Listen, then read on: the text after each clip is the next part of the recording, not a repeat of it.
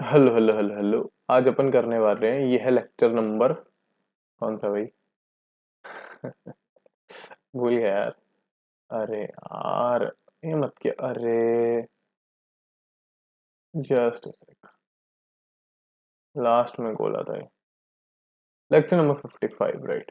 Lecture number 55 करने वाले हैं, जिसमें अपन इलस्ट्रेशन वन डिस्कस करेंगे। अपन इलस्ट्रेशन डिस्कस कर रहे हैं और साथ साथ अगर कुछ कॉन्सेप्ट मिसिंग था, because I didn't record these recordings side by side lectures पे, लास्ट में रिकॉर्ड कर रहा हूँ, तो वो कॉन्सेप्ट भी समझ लेंगे। जैसे अपन इसमें इलस्ट्रेशन वन डिस्कस करने वाले हैं, तो 1 2 3 4 5 करके चलेंगे, जैसे जैसे कॉन्सेप्ट होगा समझ जाएंगे। जिन कॉन्सेप्ट की रिकॉर्डिंग होगी उनको छोड़ देंगे। तो जनवरी 1 को एक रामा लिमिटेड एक लिस्टेड कंपनी थी, तो DRR नहीं बनेगा, DRI बनेगा। तो उसके पास 500 डिबेंचर थे, 100 ईच के, 6% इंटरेस्ट था, और उसने डायरेक्टर्स ने सोचा कि मार्केट से डिबेंचर्स को एक्वायर करके उसको इमीडिएटली कैंसिल करेंगे। फिर अपने को उनका बोला है कि 1 मार्च को अपन ने 5,000 फेस वैल्यू के डिबेंचर खरीदे, मतलब 50 डिबेंचर, इतने कम इंटरेस्ट, और फिर इतने फेस वैल्यू के इतने प्राइस कम इंटरेस्ट, और फिर एक बार एक्स इंटरेस्ट प्राइस दिए, ड्यू डेट्स बता दी इंटरेस्ट की, और पूछे हैं ledger accounts of debenture and debenture interest. ठीक है, ये दो अपने को लेजर अकाउंट्स पूछे हैं, और क्या बोला है, for the full year show करो, मतलब 1 जनवरी टू 31 दिसंबर पूरे साल के अपने को डिबेंचर्स अकाउंट शो करने हैं, and by splitting into first and second half years, ignoring income tax. First and second half year में सब स्प्लिट करने का मतलब क्या है, that you have to show the accounts, पहले फर्स्ट 6 मंथ्स के अलग एंड नेक्स्ट 6 मंथ्स के अलग, तो तुम अलग अलग बनाओगे। ठीक है, चलो अब कॉन्सेप्ट समझते हैं। अभी कॉन्सेप्ट क्या आया है कि रिडेम्पशन ऑफ डिबेंचर्स, क्वेश्चन में, redemption of debentures before maturity by purchase of debentures from own market and immediately cancelling them. तो इसमें क्या करते हैं, अगर अपने को पूरा टाइम डिबेंचर का इंटरेस्ट नहीं देना है, बिकॉज अपने को मान लो किसी रीजन से वो पैसा यूज ही नहीं कर रहे हैं, तो वी थिंक कि यार डिबेंचर का इंटरेस्ट एक्स्ट्रा क्यों दें, मेच्योरिटी से पहले रिडीम कर देते हैं। बट उसको मेच्योरिटी से पहले रिडीम करने का तरीका एक ही है, that you purchase your own debentures from the open market और द सेकेंडरी मार्केट, एंड क्योंकि आप अपने ही डिबेंचर परचेज कर रहे हो तो वो कैंसिल हो जाएंगे। ठीक है, अभी परचेज जब करोगे ओपन मार्केट से, इतना समझ आ गया कि अपन परचेज कर रहे हैं। परचेज करोगे, जब भी परचेज करोगे, तो उस डिबेंचर की प्राइस में इंटरेस्ट भी इंक्लूड होगा या नहीं होगा, ये क्वेश्चन आता है। तो is the debenture that you are purchasing, उसकी जो क्वेश्चन में कॉस्ट दी है, इज इट कम इंटरेस्ट और एक्स इंटरेस्ट, ये क्वेश्चन बताएगा। पर दोनों का ट्रीटमेंट अलग होगा, जैसे आपने एक चैप्टर में किया था, जो इन्वेस्टमेंट अकाउंट्स का चैप्टर था। तो आप एक्स इंटरेस्ट पे करोगे, कम इंटरेस्ट पे करोगे। सिमिलरली डिबेंचर की एंट्री है, तो जब भी कुछ एक्शन होता है तो इंटरेस्ट आएगा।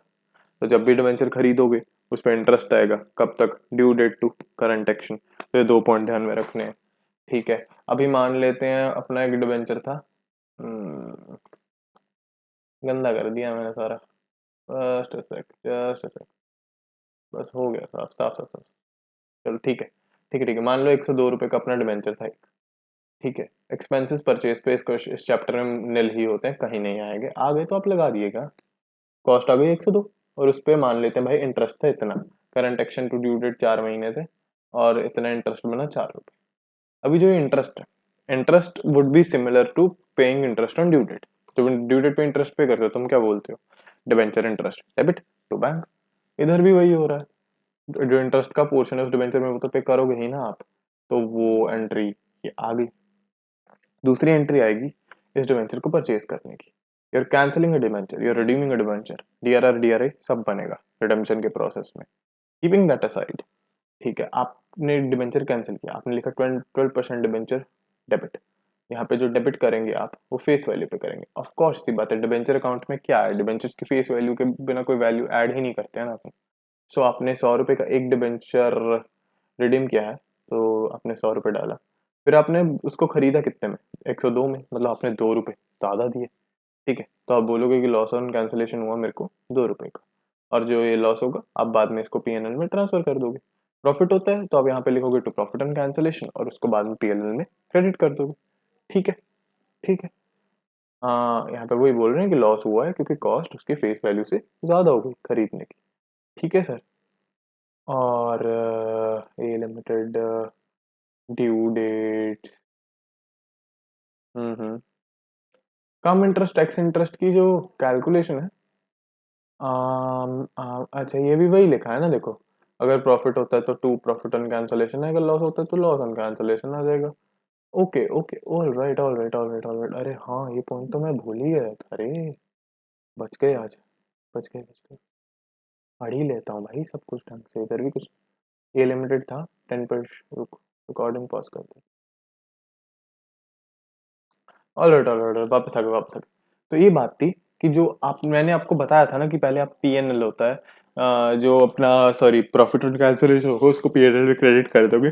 So sorry about that, even though वो ट्रीटमेंट गलत नहीं है मोस्ट क्वेश्चंस में। मतलब आप उसको कैपिटल रिजर्व में लेके जाना, ठीक है। कभी किसी क्वेश्चन में कैसे कर देते हैं, कभी किसी क्वेश्चन में कैसे कर देते हैं, मोस्टली ये होता है। तो अब ये करना है, ठीक है। अगर लॉस होता है तो आप उसको पीएनएल में डेबिट कर दोगे, ठीक है। इस क्वेश्चन इसमें कुछ नहीं था और बस यही पॉइंट था जानने वाला ये वाले पेज पे, that if you have a loss then you debit it to PNL, if you have a profit and cancellation you credit it to capital reserve, capital reserve, alright.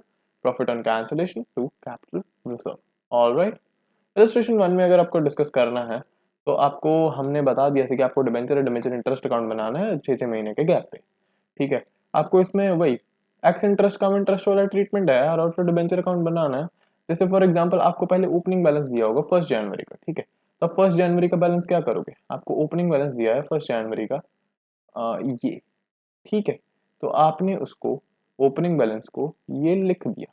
देखो प्रेजेंटेशन देखो, 6% debenture account first 6 months, debenture interest first 6 months, फिर next 6 months, next 6 months, ठीक है।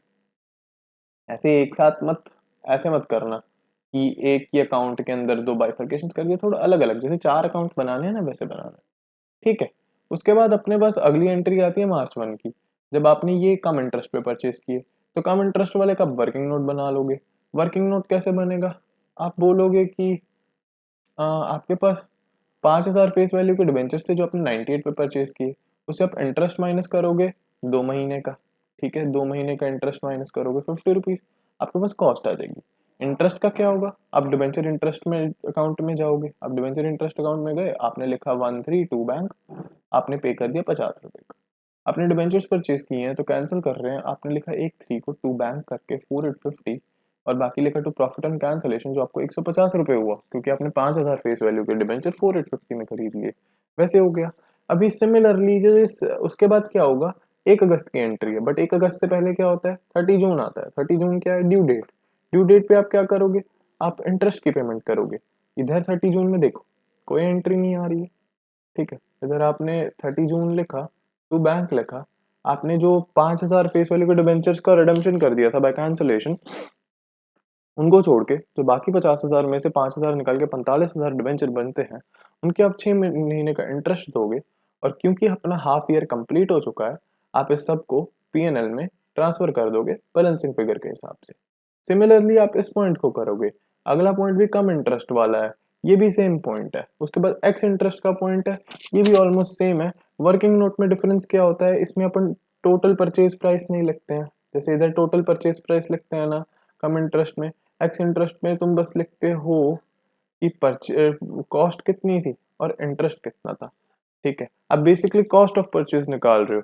अब कम interest में आप total purchase price में से इंटरेस्ट माइनस करके कॉस्ट निकालते हो। एक्स इंटरेस्ट में आपको कॉस्ट पहले ही गिवन है, आप इंटरेस्ट अलग से मेंशन करते हो, बाद में बाकी ट्रीटमेंट सेम है।